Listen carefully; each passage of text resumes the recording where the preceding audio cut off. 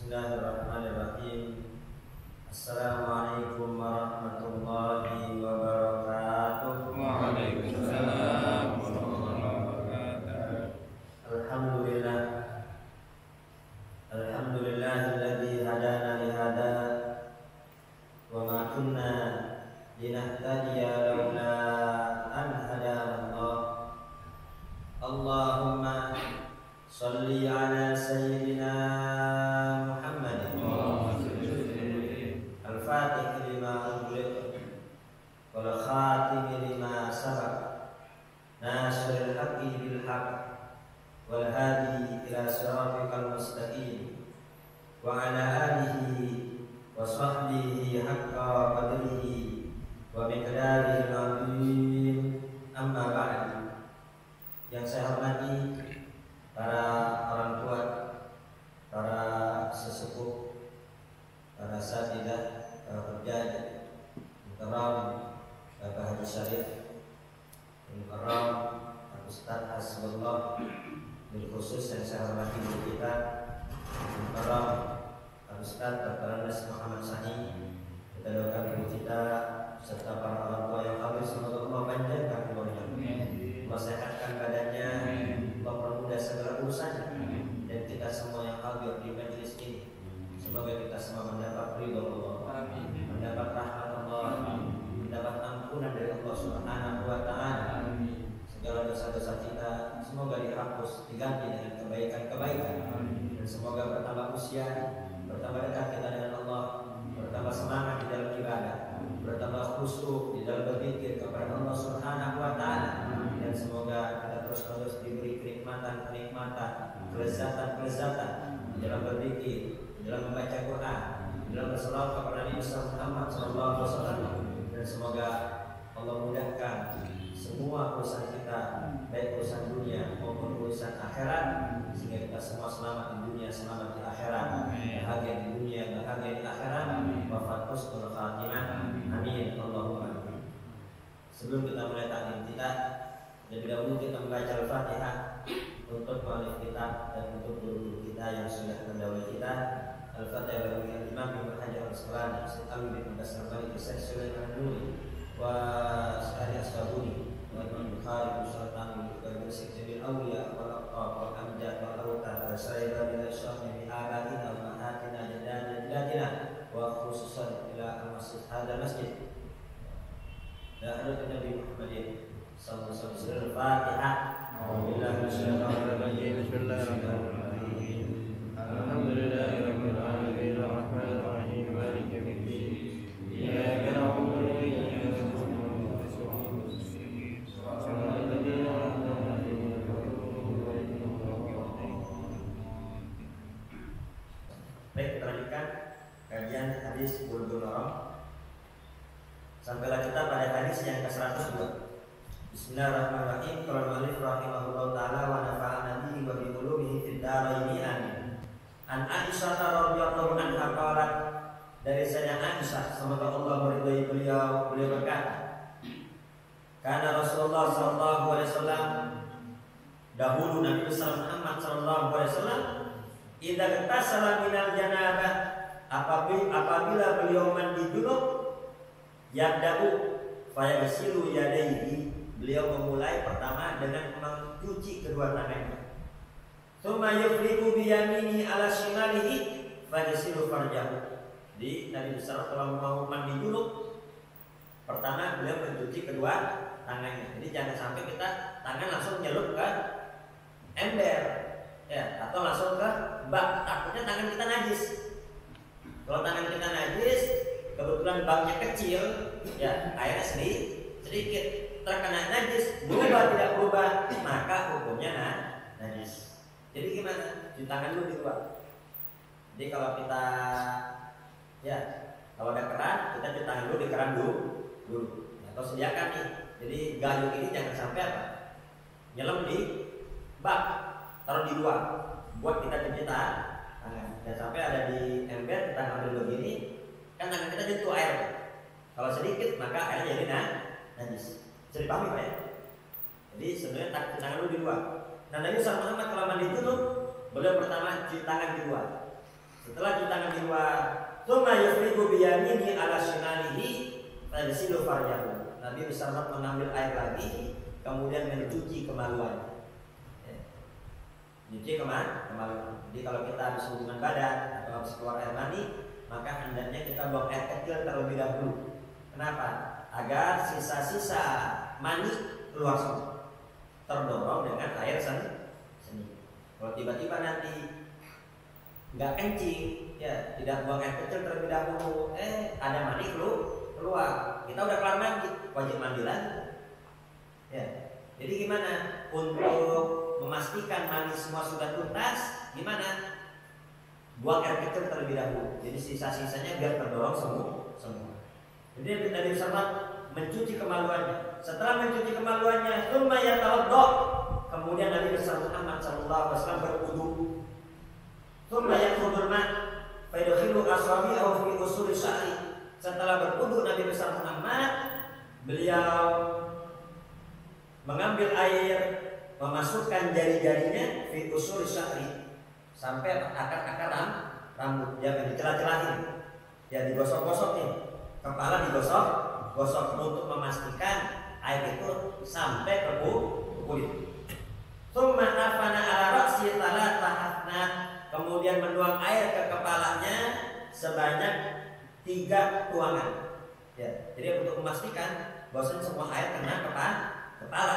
Tsumma afadha ala sa'iri jasadihi. Kemudian setelah itu Nabi besar Muhammad mengambil air, menuangkan air ke seluruh jasadnya. Tsumma ghasala rijlaihi, terakhir kemudian Nabi besar Muhammad membasuh kedua kaki. Muttafaqun alaih, hadis riwayat Bukhari wa Muslim. Walafdu li Muslim, tapi hadis ini riwayat Muslim. Jadi Nabi besar pertama apa? Cuci tangan di luar. Kemudian apa? Membasuh kemaluan. Setelah membasuh kemaluan, kemudian Nabi besar berwudu. Setelah berwudu, membasuh kepala. Habis membasuh kepala, baru membasuh seluruh badannya. Terakhir baru basuh kaki. Walahuma, hadis yang ke-103, walahuma min hadits Maimunah radhiyallahu anha, dari Bukhari wa Muslim juga dari hadits Maimunah. Semoga Allah meridhai beliau. Kalau tadi kan hadis Sayyidah Aisyah, ini hadits Maimunah. Tsumma afraga ala farjihi wa ghasalahu bisyamalihi tsumma daraba bihal ardh. Nah, di sini ada tambahan. Jadi Nabi besar Muhammad setelah mencuci kemaluannya, setelah membasuh kemaluannya, menggosoknya dengan tangan kiri, tsumma daraba bihal ardh. Wa fi riwayat famasaha bit turab. Itu Nabi besar Muhammad mengambil tanah, ya, mengusapkan tangannya ke tanah. Dulu kan belum ada sabun. Jadi untuk menghilangkan bau. Jadi kalau habis buang air kecil atau habis buang air besar, nggak perlu dicium. Dicium pasti bau. Ya, dicium pasti bau. Nggak bakal pelan kecuali pakai sabun. Nah, Nabi besar jadi ini mengajarkan sunnah untuk menghilangkan bau. Jadi kalau sekarang nggak perlu pakai tanah, kan udah ada sabun. Wa fi ukhra, dalam riwayat lain, tsumma ataitu bil mindil faraddahu. Dalam riwayat lain, setelah Nabi mandi, aku berikan handuk, tapi ditolak mana? Enggak, ya, ditolak sama Nabi. Wa ja'ala yanfudul ma' biyadihi. Itu Nabi besar Muhammad menghilangkan air dengan tangannya. Ya. Al-makna ijmali, makna secara global. Jadi mandi junub ini ada 2 cara. Yang pertama, cara yang cukup. Yang kedua, cara yang sempurna. Ya.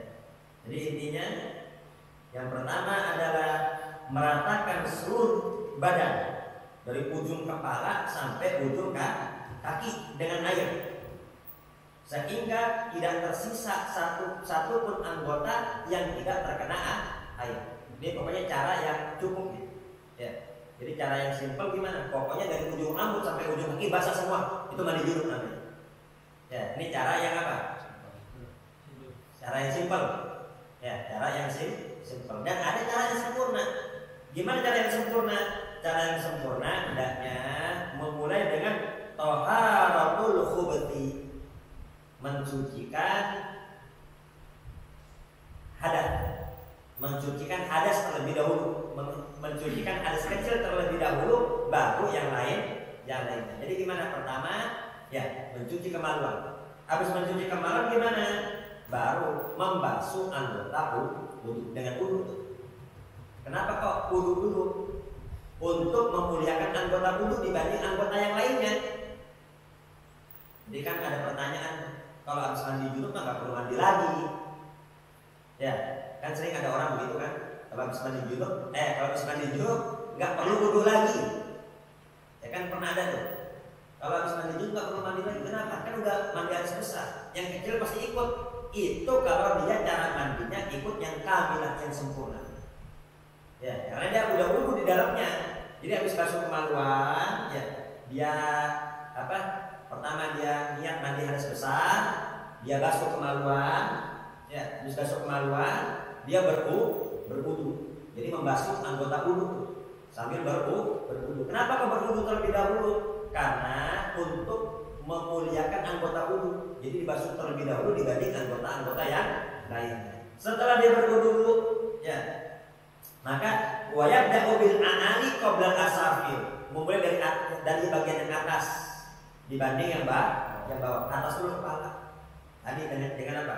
Dengan dicela sebanyak 3 kali. Jadi jangan hanya sekali, pastikan 3 kali untuk memastikan bahwasanya air semua masuk ke sampai kulit rambut.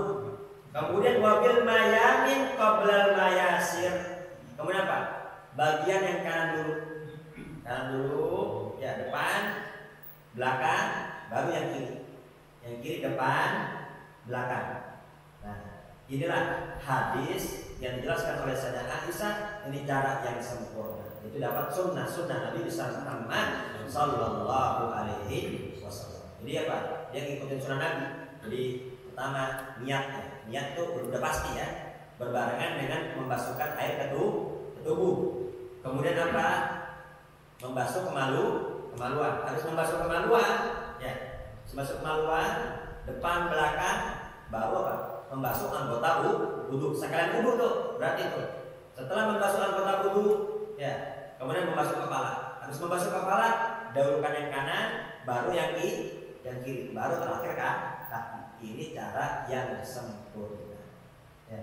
Kalau saya ribet begitu, ya udah pokoknya di ujung kaki, ujung kepala sampai ujung kaki basah semua, cukup itu. Itu namanya mandi hadas besar. Dan mandi hadas besar itu nggak harus pakai sampo. Ya, kadang ada yang nanya, keramas harus pakai sampo apa enggak? Ya nggak harus.